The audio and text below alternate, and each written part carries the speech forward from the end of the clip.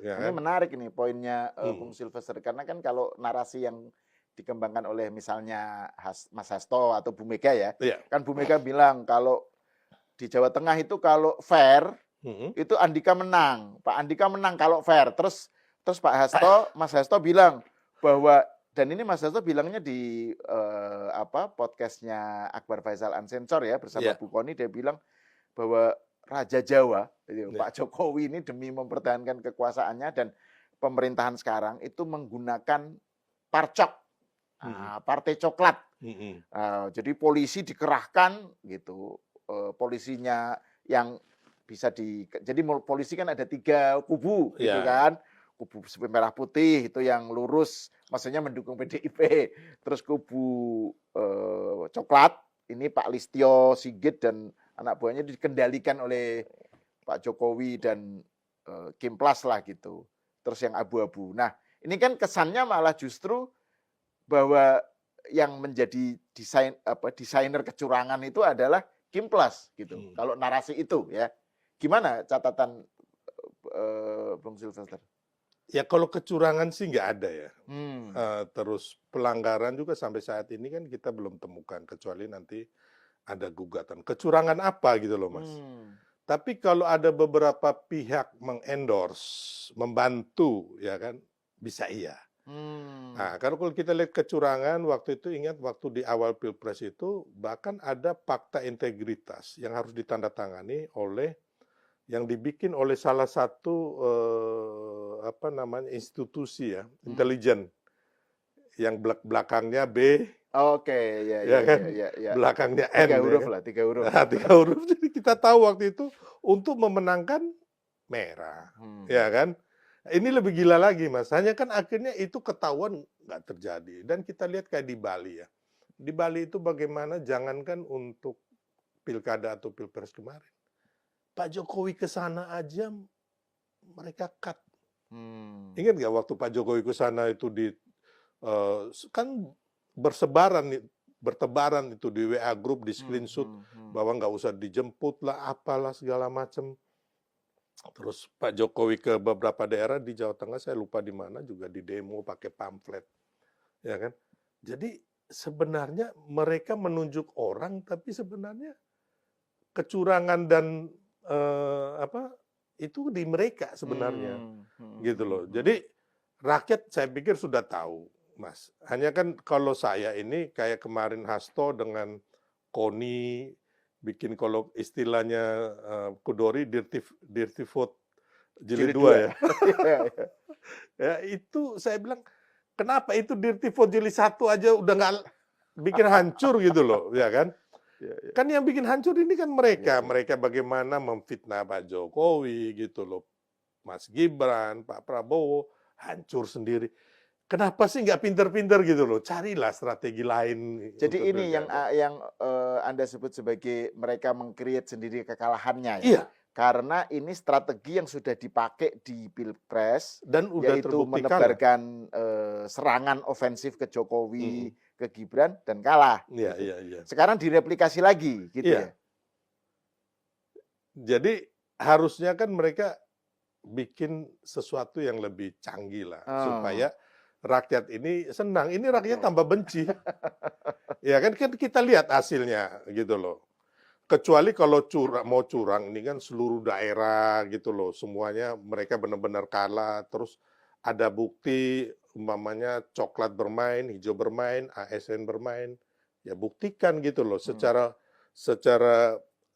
konstitusi, secara hukumnya mana gitu loh. Jangan hanya membuat opini atau framing negatif, kan kasihan juga bangsa kita ini. Terus dijejali oleh narasi-narasi pembodohan negatif, terus fitnah. Dan itu mengklaim itu dapat infonya A1. A1. Bu Koni. Ini A1 ini, tapi A1. tidak mau ditanya sumbernya siapa, nggak mau jawab. Gini, kalau Bu Koni ini kan Mas Sahal pernah tahu, dia kan sampai kabur ke luar negeri ya. Karena memfitnah ya kan Bang Rosan, ya kan, ketua TKN kami waktu itu, yang mengatakan bahwa Pak Prabowo ini akan diracun dan hanya 2 tahun. Ini kan intelijen dari mana gitu, ahli intelijen mana bisa ngomong kayak gini. Ya, ya. Ini kan seperti anak-anak SD, SMP, SMA itu yang anak SD, SMP lah, bicara ngaco-ngaco kayak gini. Atau imajinasi film apa Film. gitu. Imajinasi film. Jadi kalau orang-orang kayak gini kita dengarin, ya kan, makanya saya harus melawan ini. Makanya bukan saya menjilat Pak Prabowo, Mas Gibran supaya saya dapat jabatan atau proyek, kan sampai saat ini nggak terbukti, Mas. Walaupun saya ditawarin apalah, ya kan, nggak, bukan itu. Tapi orang-orang ini sangat berbahaya, ya kan. Makanya saya dulu juga sama saudara Rocky Gerung, Mas, bagaimana saya menghantam dia karena dia memfitnah.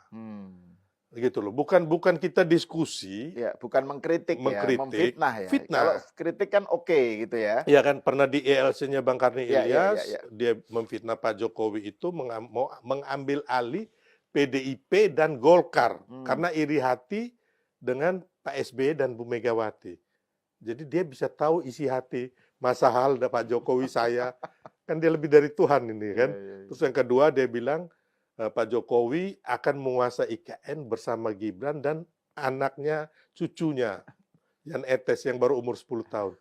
Ini kan berarti orang udah tahu masa depan kita. Makanya saya bilang, kamu tuh, Rocky, Bung Rocky, paranormal atau Tuhan.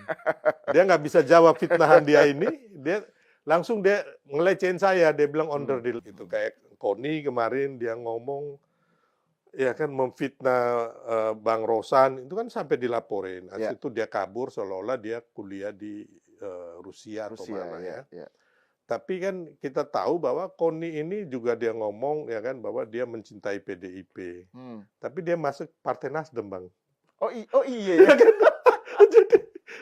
Dia mau menyelamatkan Hasto dan Bu Mega PDIP. Iya. Dia cinta kan, dia bilang di podcast itu kan. Di podcast itu dia bilang bapaknya Bu Soekarnois, terus dia pokoknya dengan Bu Mega kan ibu bangsa apa gitu. Bang, saya ini simpatisan PDIP dan saya ini suka sama Bung Karno gitu loh, Bang. Dan saya banyak bantu orang PDIP. Tapi yang ngomong Koni, kalau memang dari awal dia cinta PDIP, ya masuk PDIP aja. Ngapain ke Nasdem? Setelah kecewa di Nasdem, saya tahulah cerita dia. Nasdem ini kan dari atas sampai bawah kan saya tahu semua sih orang-orangnya, kawan-kawan semua gitu loh. Nah, bahwa dia kecewa di situ, habis itu dia pergi dari Nasdem, terus mau mencoba masuk PDIP. Ya kan, di PDIP juga ternyata belum ada yang endorse untuk menjadi sesuatu atau proyek, ya kan. Akhirnya dia mencoba ke 02 ke kami, ketemu sama Bang Rosan. Jadi ini pemain-pemain begini nih kasihan gitu loh. Mereka hanya mau ngurusin ambisi politiknya, jabatan, terus proyek. Ya kan kita lihat proyek-proyek itu kan di Kemhan kan ya kita tahulah siapa yang bermain gitu loh. Nah, jadi kembali lagi masalah ya, kita harus meluruskan gitu loh. Ya kan kita ini kan akan membangun bangsa gitu ke depannya supaya Indonesia ini jangan tertinggal. Apapun masalah kita harus tahu bahwa kita ini pernah jadi macan Asia loh. Zaman Pak Harto. Saya ada beberapa hal dari Pak Harto yang menurut saya beliau seorang besar ya. Ya. Karena waktu itu kita ingat bahwa kita ini macan Asia, kita itu setara dengan Korea Selatan dan Taiwan. Itu zaman Pak Harto. Setelah itu mereka lebih maju, kita turun peringkat nih. Kita setara dengan Malaysia, Singapura, Thailand, ya kan. Terus Malaysia, Thailand meninggalkan kita setara lagi dengan Vietnam, Kamboja, Laos, ya kan. Jangan sampai kita nanti setara dengan negara-negara kecil lainnya itu. Makanya sekarang ini menurut saya narasi ini nggak perlu, ya kan. Bagaimana kita sama-sama setelah pilkada ini selesai, mari kita membangun bangsa gitu loh. Kalau mau ngomong demokrasi, saat ini semua orang bisa bicara seenaknya. Gitu loh. Semua orang bisa bicara maki-maki orang gitu loh. Tanpa merasa bersalah. Dan ini didukung ya. Ya kayak Rocky Gerung, ya bukan saya yang ini dendam sama dia, udah nggak ada. Tapi narasi dia yang memfitnah, membodohi, memaki-maki ini, dia punya kolam sendiri anak-anak muda yang mendukung dia. kan sayang gitu loh. Iya, iya, Yang iya. anak-anak muda yang nggak tahu, ya kan? Ya kita ngomong yang lain-lain ya, yang radikal-radikal itu.